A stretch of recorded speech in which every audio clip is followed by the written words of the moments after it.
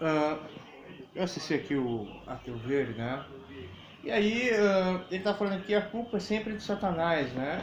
E eu pensei que ele ia falar que a culpa é sempre do Satanás e tal, mas ele quis falar assim, então, se a culpa é de Satanás, você fez isso, isso, isso, isso, isso. Então, qual que é o mérito que você tem? É o Satanás mesmo ou foi você, né? Mas uma coisa que eu percebi, né? É, ele faz um discurso, né, falando assim, pô, o cara tá sempre atrasado, é isso, é aquilo, e não sei o que, isso tá atrapalhando muito, isso tá muito errado, e não sei o que. Eu não sei se ele gosta de uma confusão e tentar colocar uma ordem na confusão, esclarecer a confusão, né, que ele se sente atraído muito como fala, pela confusão religiosa, e aí ele mesmo quer trazer organização, né. A Bíblia fala que Satanás e o diabo são os ares desse mundo.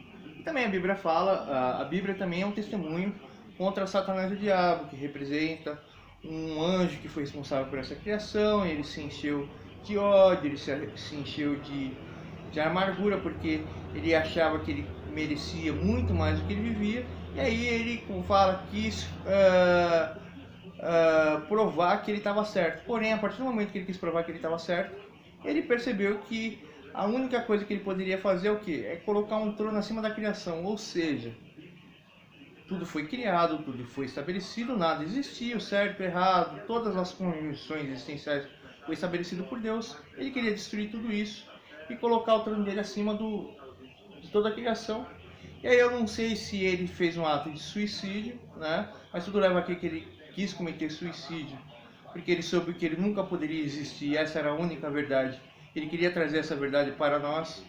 A Bíblia é um grande questionamento sobre as nossas escolhas, as consequências delas vão levar ao nada, e isso tudo passa do nosso orgulho. A Bíblia é um grande testemunho contra Satanás e o diabo, porque Satanás é colocado como causador de todas as coisas, né? Por intermédio de Satanás e o diabo, eu vivo, você vive, todos nós vivemos, né? Graças ao diabo. Porém, a própria Bíblia fala que a gente tem que abrir mão destas vestes mundanas, desse modo da carne, e agir pelo modo como fala, do discernimento material, né?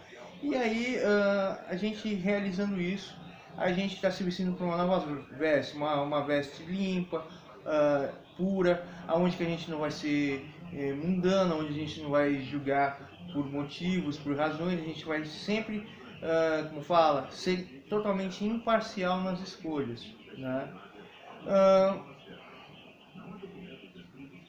Assim, só para rematar aqui, em todos os relatos da Bíblia, só são uma explicação que, ó, Satanás, você está errado nisso, ó, Satanás, você está errado naquilo, ó, Satanás, você está errado nisso, e tal. E o próprio Satanás, o diabo, ele tem todos os nossos defeitos, né, e as nossas qualidades, porque Satanás, o nome dele era, ele não tinha nome, né, e aí tem uma menção na Bíblia lá de Lúcifer, né, luz e safira, que foi que Deus disse que era a coisa mais bela e bonita da criação, porque ele era a personificação da justiça.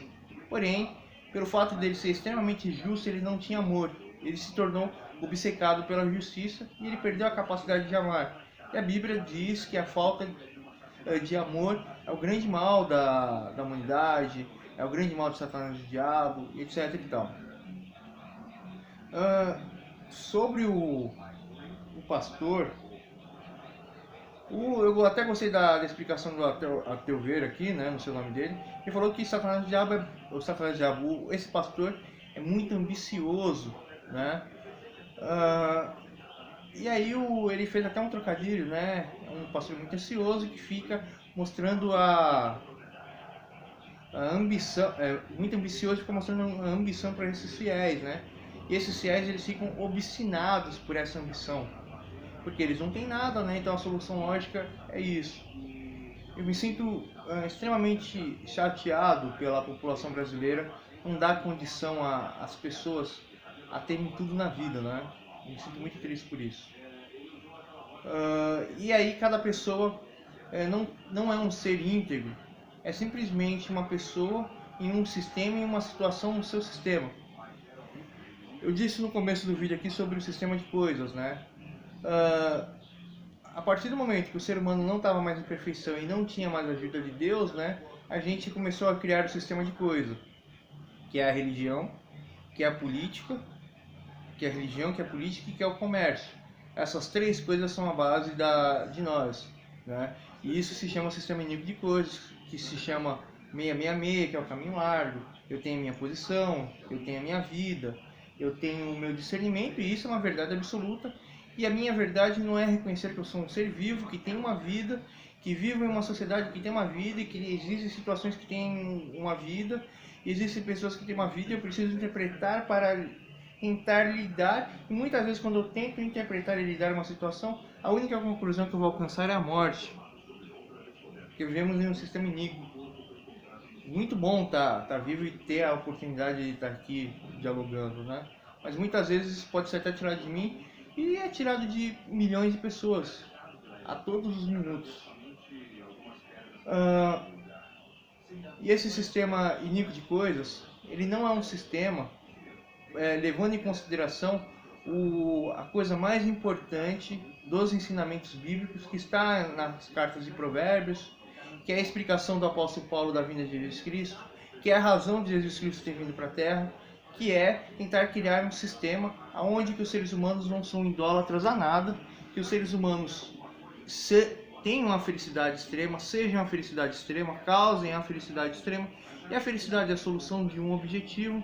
Então, por eu ser feliz, eu tenho a capacidade de entender todos os objetivos e solucionar todos os objetivos, mas para isso eu preciso ter todos os objetivos, eu tenho que ter e preciso fazer todas as coisas perfeitas, mas a partir do momento que eu vivo em perfeição, eu vou até colocar no final 500, eu vivo em perfeição, porém eu vivendo nessa perfeição, em harmonia, né? Eu vejo uma pessoa que não compactua com a minha perfeição, eu estou na perfeita imperfeição. Eu vou ter que fazer tudo para todas as pessoas, mas as pessoas não vão entender quais são todas as causas primárias que eu estou fazendo tudo. Isso vai se tornar um ópio.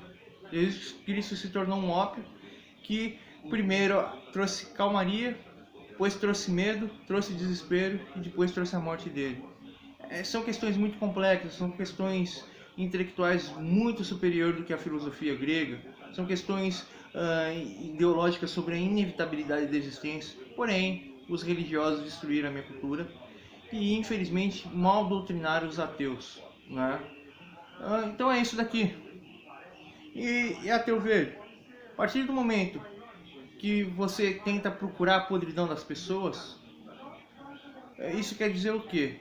Mesmo você fazendo tudo, você sente uma carência emocional muito grande dentro de você, e essa carência emocional muito grande de você faz com que você tenha desejos, e esses desejos são julgados como perversão, mas você quer mostrar que a perversão não está nos seus sentimentos, mas sim na ignorância das pessoas. Basicamente a sua vida é só isso, né? Esse é o propósito estabelecido, e por essa razão você tem o seu canal. Será que são isso daqui? Né? Eu não quero invadir a sua mente, eu invado a mente de todas as pessoas, mas pra mim ainda não é interessante invadir a sua mente. Apesar de você ser assim, você é uma pessoa, você não é totalmente ruim como no Moura. Quem não gosta igual o Felipe Castanhari. O Pílula não é ruim, ele parece que é perverso, mas não é ruim, fazer maldade com as pessoas. Peak Time parece que é meio ruim. Contente é uma pessoa extremamente ruim. O Rezende parece ser ruim também. Tem vários youtubers aqui que são ruins na internet. E essas pessoas, sem dó, damiamizando é o mal em verdade. Não gosto dele. E aí essas pessoas eu invado a mente, ó. Tá tudo aqui dentro da sua mente. Tem algumas pessoas que eu invado sem querer. Falou aí, ô ATV.